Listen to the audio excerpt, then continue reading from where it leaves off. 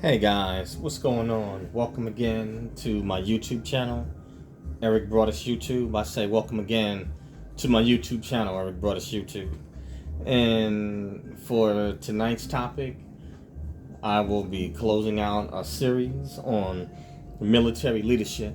And I did the first two videos on military leadership, and then I last week did peacetime leadership, and this time I'm going to do combat leadership, basically showing what the difference is between peacetime leadership in the military and then leading in combat, because they are different, because the environments are different, you know.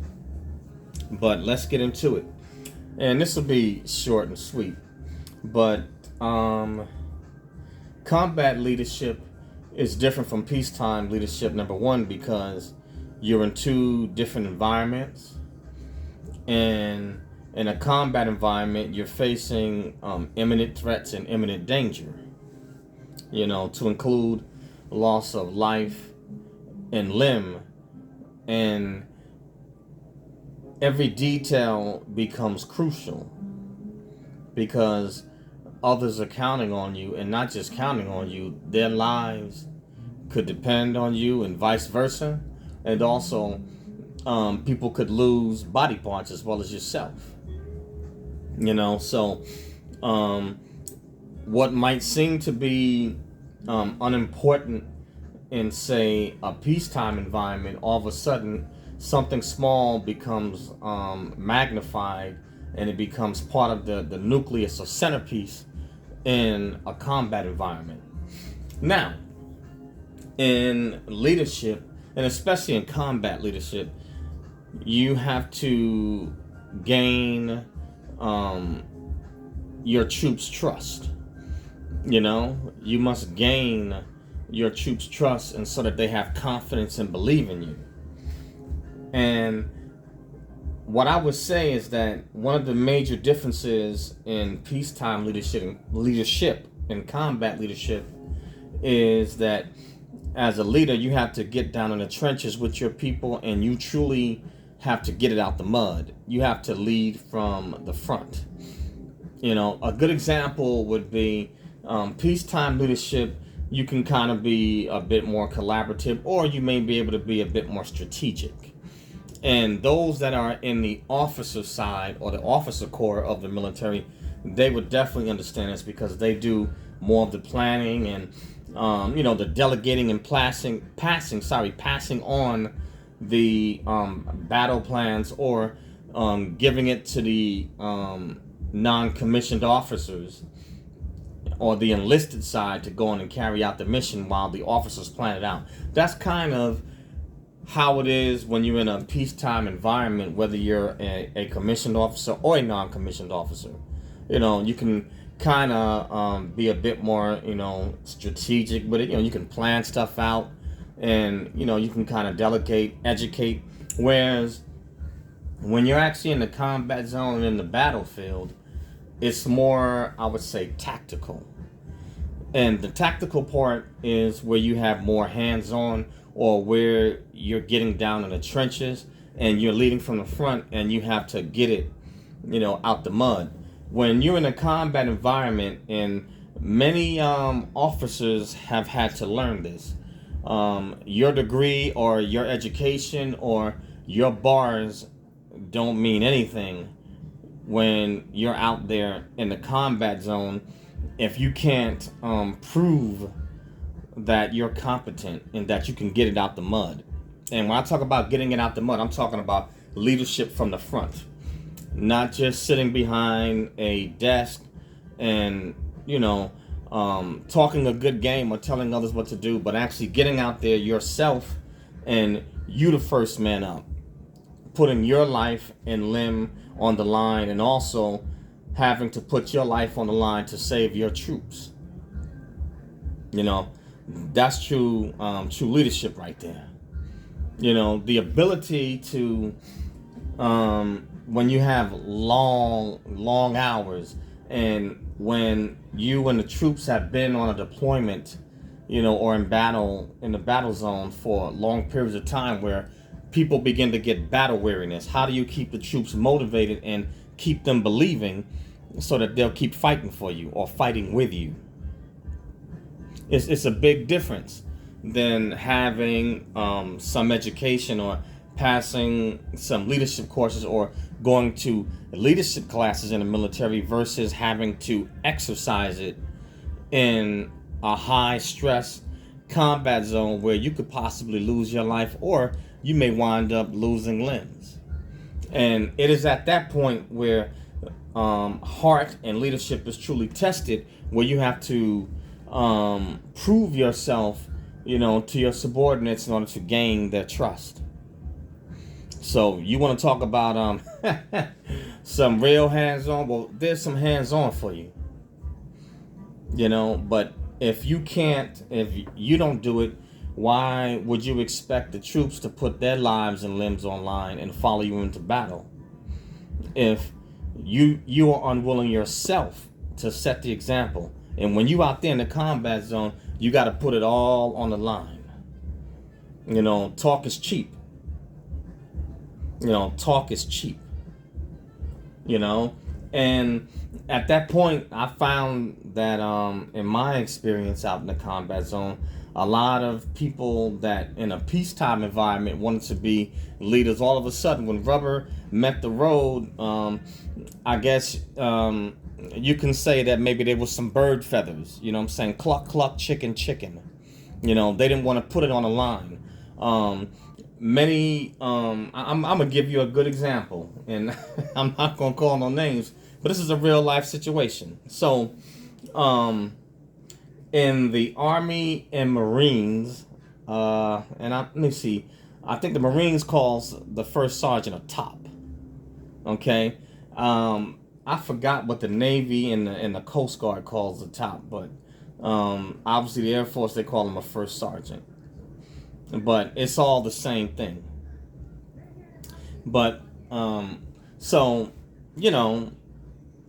when we were going down range or to the combat zone, when we were in the practice environment to get training and also to re-zero our weapons, okay, we had a top or a first sergeant that he was dieseled up, fit and all that stuff, Mr. Fitness, looked real good in the uniform, and a pseudo alpha male. I'm gonna just say it like that. I call him a pseudo alpha because when rubber met the road, they was tough, in training, and was cocky in training, but when it came time, in the actual combat zone and time for the get down, they didn't want to come outside the gate and join the convoy or go to the front. But they wanted to joyride and ride in the turret, where the gunner is, on the big guns, for playtime. But when our FOB was about to be overran, and you have to bring out the Abrams tanks, and you have to push all your other forces to the back to back them up, this individual was offered a chance to go out there and fight with the troops. And hey, we need you now. We need every man, everybody. We need everybody that we can get. And now this is your chance to get in that tank, get up in that turret, where the gunners sit, with the big guns, since you was training and you was the man in training, and you wouldn't miss an opportunity. You bulldozed your way to get into that position. But when it was time to bring it to the forefront and put it on the line and take what you did in practice, and apply it, all of a sudden they chickened out and said that, well, I'm a first sergeant. That's not in my my job description. So a pseudo alpha, all throughout training, they wanted to play like they was bad. And if one thing that will test your leadership abilities, or if you want to find out if you are alpha or not, get into combat. when you have to put it on the line, and when you could risk dying, or you can risk, getting something blown off for putting it on the line for your country, and also, for your fellow comrades in arms, and also putting on the line for your troops. And so that's one example of what I consider poor leadership in a combat environment. Because he did that, word got around real quick to all branches of service, and this individual lost a lot of respect and credibility amongst the troops who were going to follow him into battle. He wouldn't go out there anyway, when bombs and bullets are flying. But in combat, the operations tempo is different. Stressors are there, and the Bible even says that to whom much is given, much will be required. So if you're going to hold the rank and grade in peacetime, or you're going to hold the bars as an officer, and you want to yield power and authority, then you have to give of yourself and do what is required, in order to earn it and to hold it. So there's always a price, there's two sides to the coin, and at that time, he should have stepped up. He should have stepped up, put it on the line, because then now your leadership, has credibility to back it when you basically are barking orders or trying to tell others what to do. At least if you're going to be a butthole in training or in peacetime, a butthole should have enough guts and gumption, to go to the front and put it on the line.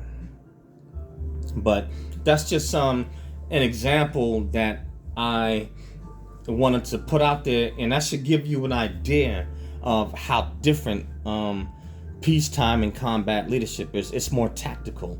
It's you got to get down in the trenches. You have to get it out the mud. In a way, it's basically like you earning your leadership, because you have to earn people's trust. And it's a whole lot different than earning people's trust when you're in a peacetime environment where you're just doing maybe, say, duties or tasks, or you just have stuff that's on a metrics and you're just trying to getting a rating. You understand what I'm saying? Let me give you a good example.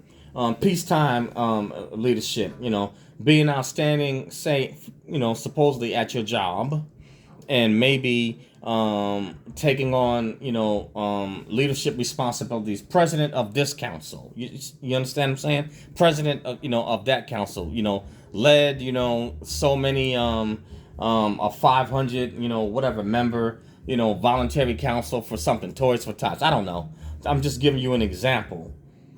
Doing things to look good on paper so you can get the highest ratings and get your promotion. But then in combat, it's a total different ball game when you have to lead, say, 140-man team on a convoy. You got bombs and bullets, flying off, and you have to have the ability to make decisions on the fly, and these decisions, they have to be more direct, and you make the decision, you have to stick and go with it, because things are happening at a much faster pace. The environment is different, for one thing, and you have to be able to hold it together, under that type of pressure, because you do have people's lives and limbs on the line, as well as your country. How we fight this battle determines if we win this war, and it affects a whole bunch of things in our own country. So it's not the same. It's a different ballgame. Like I said, it's more tactical, and your officers, unless they're like maybe junior grade, the junior grade will probably will go maybe get out there on the front with the enlisted, but most of your other officers, like I think the company grade to the senior grade, they're basically going to be towards the back, remaining behind the lines, because they have to do the battle plans and the strategic planning, and then they pass it on to either the junior grade and definitely the enlisted, because the enlisted have to carry the mission out. They're the ones that's boots on the ground. So when you talk about combat leadership, you're talking about boots on the ground leadership. Now, from the strategic side with the officers, there is a lot of pressure because they're responsible for everybody. And if any lives are lost, any casualties, it does fall on that commander or those officers. So ultimately, that base commander or the overall strategic leader is responsible for every life that is in their hands, even though they may be on the strategic side of the house. Ultimately they are responsible, but many times they're not going to be the ones necessarily out there boots on the ground, not unless it gets to the point where it's now they do get caught up in some of it. If their position where they at, if there's bombs and bullets going off, then they will have to come to the forefront, and then their leadership is tested. And to their credit, there are some officers on the officer side that they have the heart and they have the ability to lead from the front, and they're not afraid to put it on the line. So there are some, but a lot of times your strategic side, they're going to have to remain really behind because they have to direct things and they have to pass the directives down to the junior grade officers and to the enlisted, so the enlisted can carry the mission out with the boots on the ground. So that's two different perspectives. The enlisted are the ones that I'm talking about. They doing the dirty work. They're the ones, ducking and dodging bullets, bombs, improvised explosive devices, all of that stuff. They have to carry it out. So I hope that paints a picture, and like I will say it again, the strategic side of the house, which is the officer corps, they do get involved with it, if they happen to be out there with the troops, or if the forward operating base, if it's getting bombed or hit, then they are actually caught in that too. But they have to have, obviously, specific plans, for the base commander, and then whatever vice, et cetera, for those guys. They have a succession, of who's gonna lead should any one of them get killed or injured where they are not able to operate or lead. But that's another side. But the combat leadership is more tactical. So when you think of tactical, think of the enlisted or boots on the ground. That's how I would best describe it. Boots on the ground with life and limb on the line, and having to make many times quick and direct decisions, because in the combat zone, everything you learned on paper, sometimes that stuff goes out the window. You have to have the ability to improvise, because now you're dealing in a real-time environment. You're not reading what's coming from a book. So you have to have the ability to improvise and make crucial key decisions. And when you make them, it's like go time. You got to make them in a New York minute, and you have to stick by that decision. And if you need to improvise, then you make the immediate adjustment, as quickly as possible. But that's all I have on this one. But I'm just trying to paint a picture for you guys, because a lot of times you may see things in a book, or you may hear it audibly, but a clearer picture needs to be painted so you can kind of get an idea of the experience. And there's nothing like experience. And obviously, I would hope that those of you that are in the military or those that plan to join, hopefully that you won't have to, go to that environment. But in the event that you do, that's why I say take your training seriously. And the combat zone experiencing is not the same as an exercise or practicing. Two totally different environments. But that's all I have for this one, and I want to say thank you to all my subscribers, and thank you guys for listening. And again, the name of this video is Combat Military Leadership. Military leadership in combat. And the name of my channel is Eric Broadus YouTube. That's EricBroadus YouTube, or ericbroadusyoutube.com. So please subscribe. Smash that bell to become a subscriber. Smash the like button to like the video and leave a comment. If you don't like the video, smash the unlike button and please leave a comment. Love to dialogue with you. You know, everyone has a right to their opinion. Everyone has a right to be heard. And you may possibly have some different experiences about combat and combat readiness that I could have missed. You know, I don't know everything. I'm just sharing from my perspective and my angle based on my experiences and from what I know. And also, I also have a podcast called Snacks Thoughts. That's SNAKZTHOUGHTS. And you can find the podcast on Anchor, Acast, Spotify, Spreaker, SoundCloud, Radio PBM, iHeartRadio, iTunes, Apple Podcasts, Google Podcasts, iTunes, and a host of other social media platforms. So please subscribe to Snacks Thoughts. And come on over and hang out and listen to what I have to say on various topics, from economics, philosophical, a host, you know. And lastly, I'm teaching courses on Skillshare, and I'll leave the link in the description. And the courses that I'm teaching on Skillshare pertain to how to succeed in the military, leadership, cultural diversity, and a host of other topics and subjects. So please join the class at Skillshare. But that's all I have on this one, guys, and I want to thank you again. This right here is the third video of a 3-part series, combat military leadership. So hopefully I was able to paint a picture and give you an idea and define it for you. But that's all I have. Thanks, guys. Peace out. See you soon. Later.